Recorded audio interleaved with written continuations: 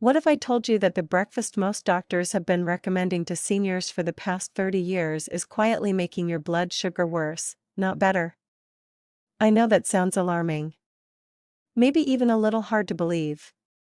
But after 22 years of practicing internal medicine and spending the last decade specifically focused on metabolic health in adults over 60, I've seen this pattern play out in thousands of patients.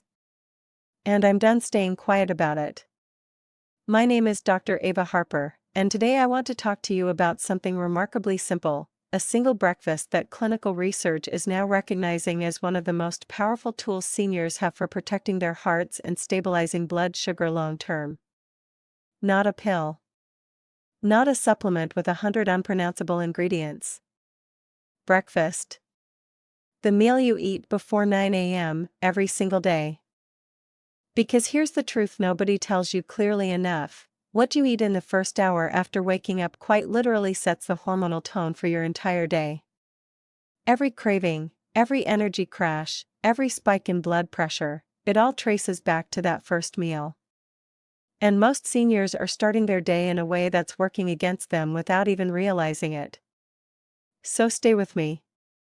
Because by the end of this video, you're going to understand not just what to eat, but why it works, what the science actually says, and how to make this part of your real life starting tomorrow morning. Let's talk about the elephant in the room first. The myth that has quietly done enormous damage to the health of older adults across this country. And that myth is this: a heart-healthy breakfast means low-fat, whole-grain cereal, maybe some fruit juice, and perhaps a small glass of skim milk. Does that sound familiar? Maybe it sounds like what you were told by your doctor. Maybe it sounds like what the American Heart Association pamphlet said back in the 1990s. Maybe it's what's sitting in your kitchen cabinet right now. And I want to be gentle here, because I understand. You've been doing your best with the information you were given. You read the labels. You chose the heart-healthy cereals with the little check marks on the boxes. You poured the orange juice because everyone said vitamin C was good for you. You were trying. And the system let you down by not updating its advice fast enough to match what the science was actually showing. Here's what those well-meaning recommendations missed. Processed whole-grain cereals, even the ones marketed as healthy, are densely packed with refined carbohydrates that digest rapidly and flood the bloodstream with glucose. Orange juice, even 100% fresh squeezed, delivers a concentrated hit of sugar with almost none of the fiber that would slow it down. Skim milk, despite being low in fat, contains lactose that spikes insulin in some people. When you combine all three of these things first thing in the morning, on an empty stomach, after your overnight fast, you are essentially pouring gasoline on a metabolic fire. Your blood sugar shoots up. Your pancreas scrambles to release insulin.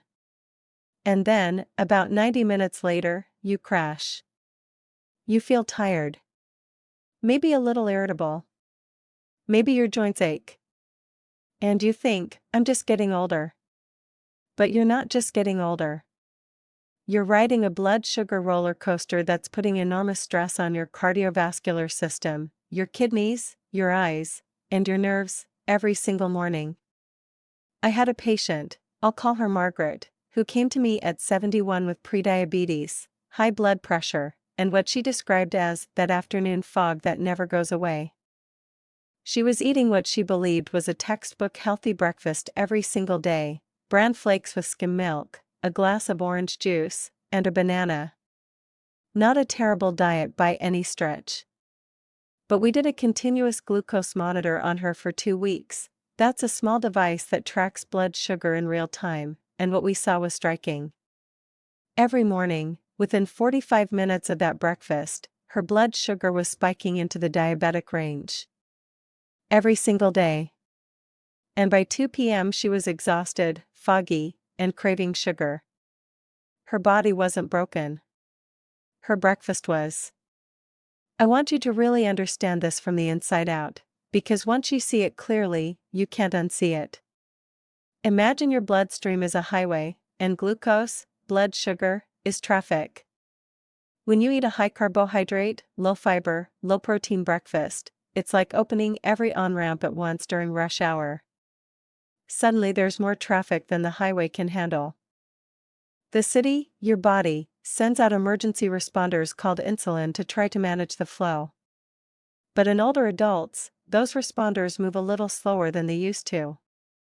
The cells have become a bit resistant to their signals. This is called insulin resistance, and it's extremely common after age 50. So the traffic backs up. Blood sugar stays elevated longer than it should. Over time, that chronic congestion damages the walls of the highway, your blood vessels. And damaged blood vessels are the shared root of both type 2 diabetes and heart disease. Two conditions that seem different but share the same underlying driver, metabolic dysfunction that starts, in many cases, at breakfast. Now here's where it gets hopeful. Because the same logic that explains the problem also reveals the solution. If rapid glucose floods the system and causes chaos, then the answer is to slow the flood. To keep traffic flowing in a steady, manageable stream. And there is one breakfast that does this better than virtually anything else, that is easy to prepare, deeply satisfying, and supported by a growing body of research. That breakfast is built around 3 pillars, and I'm going to walk you through each one carefully. The first pillar is protein, and it needs to be the star of your morning, not an afterthought. For seniors specifically, protein at breakfast is non-negotiable. As we age, we lose muscle mass in a process called sarcopenia, and this starts accelerating after 60. Muscle isn't just about strength, it's your body's primary site for glucose disposal. More muscle means better blood sugar control, period. A breakfast anchored in high-quality protein, think 2 to 3 whole eggs, or Greek yogurt, or smoked salmon, slows gastric emptying, which means food stays in your stomach longer and glucose enters the bloodstream more gradually. Eggs, in particular, have been vindicated by the research. Despite decades of unnecessary fear about dietary cholesterol, large-scale studies now consistently show that whole egg consumption does not raise cardiovascular risk in healthy people and actually improves HDL, your good cholesterol, while providing choline, which is essential for brain function. The protein in eggs also stimulates satiety hormones like peptide YY and GLP-1, the same hormones that expensive weight loss drugs are now targeting artificially. You can stimulate them naturally, for less than $1, at breakfast. The second pillar is healthy fat, and this is where I need you to set aside some very old, very outdated fear. Dietary fat does not make you fat. Dietary fat does not cause heart disease.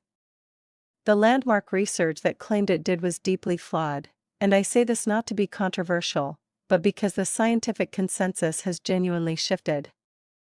Healthy fats, from avocado, from extra virgin olive oil, from nuts and seeds, are some of the most heart-protective compounds in the food supply. They slow digestion, reduce inflammation, improve the absorption of fat-soluble vitamins like D and K, and crucially, they do not raise blood sugar at all. Adding half an avocado to your breakfast is one of the most powerful metabolic moves a senior can make.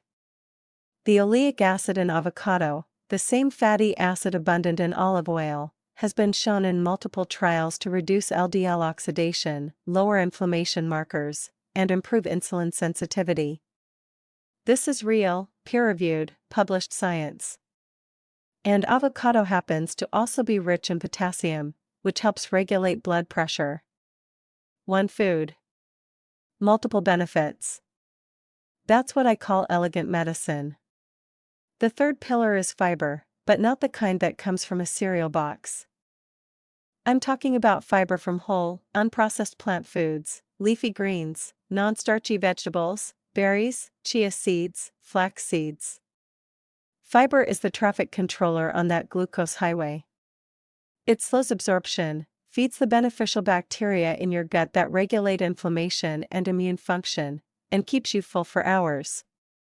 A small handful of berries, blueberries, raspberries, strawberries, adds meaningful fiber with a very modest glycemic impact, and the polyphenol in berries have been specifically studied for their effects on blood pressure and arterial elasticity. A 2019 study published in the American Journal of Clinical Nutrition found that daily consumption of blueberries reduced arterial stiffness and improved blood pressure in adults with metabolic syndrome, meaningful outcomes for seniors at risk. So what does this breakfast actually look like on a plate? It's 2 scrambled eggs cooked in a teaspoon of olive oil, half an avocado on the side, a small handful of sautéed spinach or cherry tomatoes, and a bowl of mixed berries. That's it. No box. No sugar. No orange juice. And for those who love something warm to drink, green tea is an outstanding companion. The EGCG in green tea has been shown to improve insulin sensitivity and reduce inflammatory markers, and the combination of mild caffeine and L-theanine provides alert, calm energy without the cortisol spike that coffee can sometimes trigger in more sensitive individuals. Now I want to be honest with you about what the research landscape looks like, because credibility requires nuance. Most of the studies I reference are observational or short-term intervention studies. Nutrition research is genuinely hard to do over long periods in controlled settings. But here's what we do have: decades of consistent epidemiological data from populations like the Mediterranean region, Okinawa, and Sardinia, places with extraordinarily low rates of type 2 diabetes and heart disease. All share common breakfast patterns built on whole foods, healthy fats, modest protein, and fiber. They are not eating sugary cereals. They are not drinking juice. And their rates of metabolic disease reflect that distinction clearly. We also have mechanistic data, meaning we understand the biological pathways. We know how insulin works. We know how inflammation damages endothelial cells, the lining of blood vessels. We know how glucose variability, even without a clinical diabetes diagnosis, accelerates vascular aging. This isn't speculation. It's physiology. And the breakfast I'm describing works in alignment with that physiology rather than against it.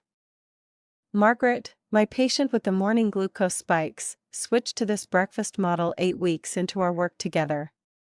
She added eggs, avocado, berries, and a side of sautéed greens.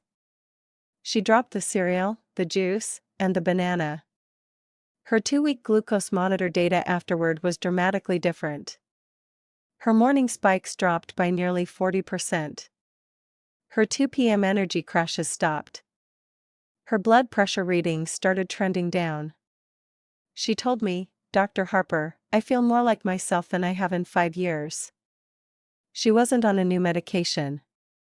She hadn't run a marathon. She changed her breakfast.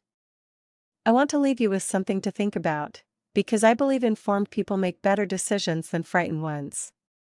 The food industry spent billions of dollars over 50 years convincing you that their packaged, processed, grain-based products were the safe and healthy choice. They put heart-healthy logos on things that spike your blood sugar.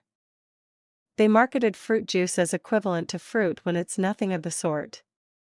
And the medical system, overwhelmed and underfunded, often defaulted to outdated guidance rather than updating its recommendations as the science evolved.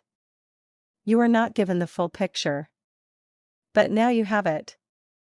The breakfast I described today, built on quality protein, healthy fat, fiber, and real whole food, is not a fad.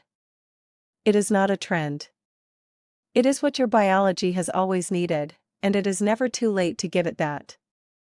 Whether you are 65 or 85, your body retains a remarkable ability to respond positively when you stop working against it. Blood sugar regulation improves. Inflammation decreases. Energy stabilizes. And every morning that you make this choice, you are casting a vote for your future self, the one who wants to stay sharp, stay active, and stay independent for as many years as possible. Start tomorrow. Just tomorrow. Make the eggs. Add the avocado. Grab a handful of berries. Skip the juice. And pay attention to how you feel at noon, because I think you'll be surprised. Small changes, made consistently, create enormous outcomes over time. That is not wishful thinking. That is the science of compounding health. If this video helped you see breakfast differently, please share it with someone you love, a spouse, a sibling, a friend who's been told their blood sugar is a little high. They deserve to know this too. And if you've already made this kind of switch and felt a difference, I would genuinely love to hear your experience in the comments. Because this isn't just about information. It's about real people feeling better in their real lives. And that is exactly why I do this work. Take care of yourself. You've earned it.